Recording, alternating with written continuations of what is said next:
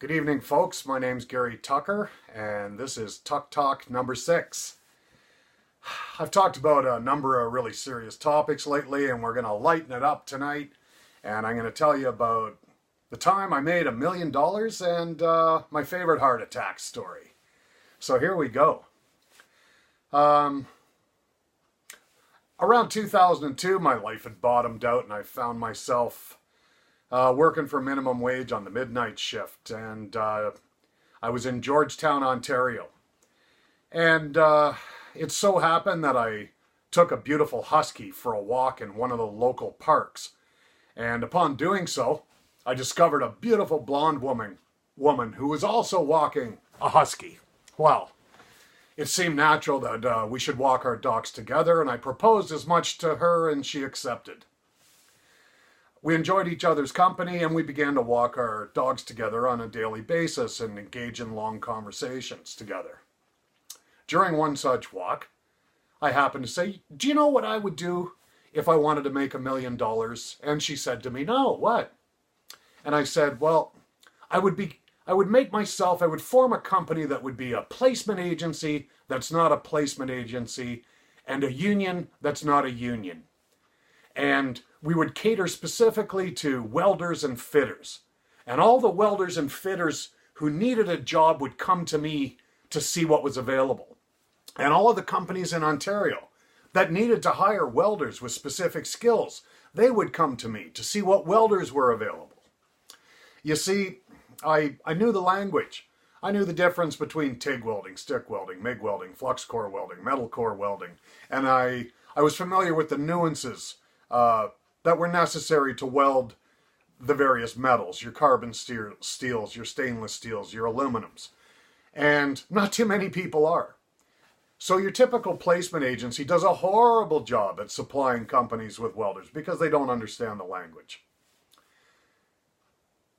If you want to make money in this world, specialized knowledge is all it really takes. If you know more than 98% of the people on the planet about dew worms, you can get rich with dew worms. In this particular instance, I could see a way that I could make a lot of money with the specialized knowledge I had about welding. On our walk the next day, my friend said, "Hey, let's do it." And so with $100, a cell phone, a fax machine, and a computer that we shared with our entire family, we created a business called Welders for Hire. And it was an immediate success. An immediate success. We couldn't keep up. The business grew and grew and grew so fast that before I knew it, I was spending 12 hours a day on the phone talking to companies and welders. And I think it tired my poor partner out. And in 2006, she opted out of the business. And we made the necessary arrangements, and a day came when I transferred the business bank account solely into my name and took over the business as sole proprietor. On that day, I decided that I would celebrate.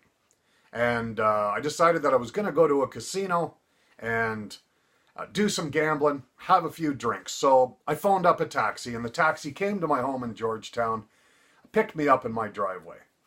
And as we backed out of the driveway, there was a lip at the end of the driveway. We went over that lip, and I felt something give in my heart at that point in time. And we began to drive down the road, and my left arm became numb. And then an excruciating pain began to develop on the outside of my left arm.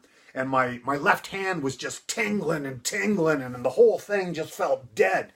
And there was this huge pain in the center of my chest.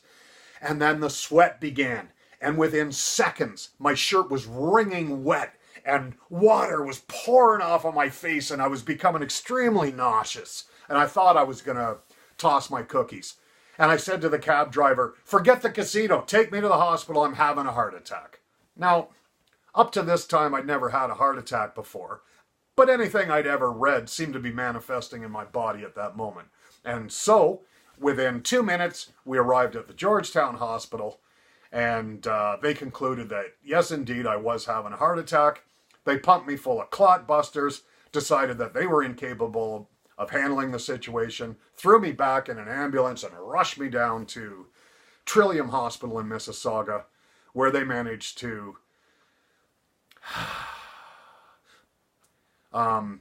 do some emergency surgery, put a stent in my heart, and save my life. Wham! Whew! Heart attack number 1 in the books. Now, I've explained in previous videos that the heart attacks that I have are called widowmakers. I get blood clots in my LAD, a major artery that runs into the heart, and that 50% of the people that have these heart attacks die before they make it to the hospital, and then another 25% die once they arrive at the hospital. So I survived number 1 and felt really fortunate about that. A year later, I had my second one. 2008 brings us to an extremely exciting day in my life. And here it is, folks. Here it is. I'm going to tell you about my favorite heart attack of all time, okay? Along the way, I had become very interested in NFL football, and in particular, gambling on NFL football in the form of Proline tickets in Ontario. Now, Proline tickets are a government-run gambling setup where you have to pick the winner of each and every game in the NFL for a particular week. If you manage to get every single game right, you win a share in upwards of $1 million or more. It's an extremely difficult thing to do. I had friends who were equally interested in the NFL and betting on the NFL. One of those was my friend Tim in Victoria, British Columbia. Another one was my friend Dan from Port Elgin, Ontario. So, collectively, what we decided to do was to go in on a ticket, to pay the money for a ticket, and we would all bet together on the outcome of that particular week's NFL games. Well, wouldn't you know it? The way that it works, there's a whack of games on Sunday, and then one game on Monday night. And that game on Monday night is the critical one. So, the Sunday games came and went, and we were perfect. We had guessed 14 games out of 14 games correctly. There was one more game to go, and if we got that one right, we were going to participate in the winnings of over $1 million. Whew! Wow! Now that's an exciting thing. Philadelphia Eagles playing the New York Giants. And on the ticket that we had purchased, we had bet on Philadelphia to win that game. Monday night came. The three of us had conversed regularly, and we were all excited, and we were all watching the game in our different locations. Tim in Victoria, Dan in Port Elgin, and me in Georgetown. I had the ticket with me on my desk. I was streaming the football game live on my computer, and off we went. Well, just before halftime, wham! There it is again. The pain, the excruciating pain in the outside of my left arm. The left hand going limp and numb and all tingly. The big pain in the chest. The sweat pouring out of my forehead. The shirt soaking wet. And I'm going, oh no, this can't be happening. But it was. I've already had 2 heart attacks. This is number 3. There's no doubt in my mind that I'm having a heart attack. And this one felt bad. This one felt really bad. I get on the phone and I phone Tim. Now, I'm known as a bit of a joker at times. I've got a sense of humor and I'm not afraid to use it. Let's leave it at that. And so I started my sentence. Tim picked up the phone. I said, Tim, I'm not joking. I'm having a heart attack. I'm going to leave the ticket on the table. If I don't make it, come and get it. And I hung up. And then I phoned Dan up in Port Elgin and I said, Dan, Dan, I'm not joking. I'm having a heart attack. The ticket's on my desk. Wish me luck. And I hung up. And this is the funniest part of all. My first thought at this point was, oh my God, what if I don't make it? And I had a cat, and my cat's name was Neil. And he was my best buddy. I had bought him as a kitten from a pet store, and we spent 24 hours together. I worked at home in my office, and he sat on my desk with me right beside the fax machine, and we slept together. And he was my best friend. I spent more time with that creature than any other creature on the planet, and I loved him. I loved him to death. And my first thought was, I live alone. If I die, nobody's even going to know that Neo's here. So, as chance would have it, I bulk bought my cat food, and I had a 50-pound bag of cat food. And I went into the room, and I upended the bag, and I poured 50 pounds of cat food out onto the floor. My thinking being at that time that if I die, Neo's got a fighting chance to survive until somebody comes in and sees that he's there. Then I went back to the phone, and I dialed 911. I let them know what was happening and where I was, and then I lost consciousness. I woke up sometime later on the bumpy road from Georgetown down to Trillium. They took me right to Trillium Hospital this time. And they rushed me in. Emergency surgery once again. This time they inserted 2 more stents into me, which took my total up to 4 or 5. I can't even really remember. But I lived. I lived again.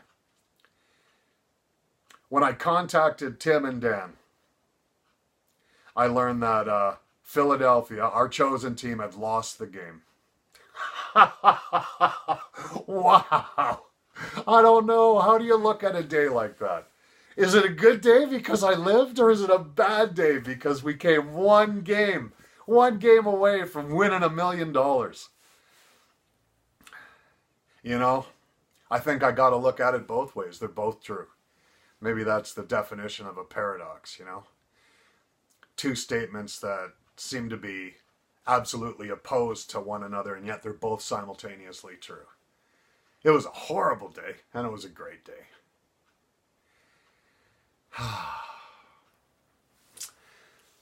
That was my 3rd close brush with death. Wow. I'd made $1 million at the business up to that point, but here I am, working way too long every day, 12 hours a day.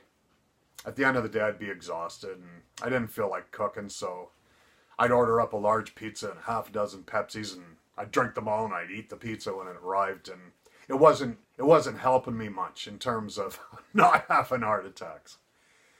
And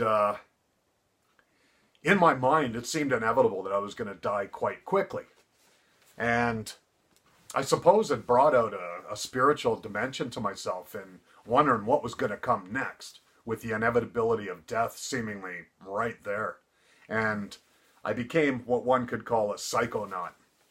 And the definition of a psychonaut is a person who explores activities by which altered states of consciousness are induced and utilized for spiritual purposes or the exploration of the human condition.